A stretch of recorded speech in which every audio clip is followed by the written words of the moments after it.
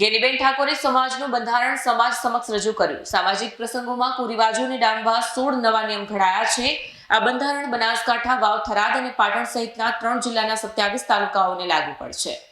ગેનીબેન ઠાકોર દ્વારા સમાજમાં કુરિવાજો અટકાવવા માટે 16 નિયમો સાથેનું નવું બંધારણ સમાજ સમક્ષ રજૂ કરવામાં આવ્યું. આ બંધારણ બનાસકાંઠા, વાવ, થરાદ અને પાટણ જિલ્લાના કુલ 27 તાલુકાઓમાં લાગુ પડશે. બંધારણ મુજબ સગાઈમાં માત્ર 21 વ્યક્તિઓની હાજરી, ભેટ તરીકે 1 રૂપિયો, નાળિયેર અને 1 જોડી કપડાં જ આપવાના રહેશે.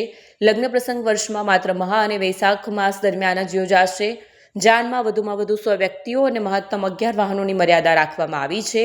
ડીજે, ભપકાદાર પ્રસંગો, હલ્દી રસમ, મોંઘા દાગીના, નશાકારક પદાર્થો અને ફિઝુલ ખર્ચ પર પ્રતિબંધ મુકાયો છે.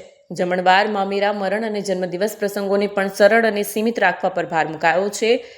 સમાજમાં કુરિવાજો દૂર કરવા ગેનીબેન ઠાકોરે 16 નિયમો સાથેનું નવું સામાજિક બંધારણ જાહેર કર્યું છે.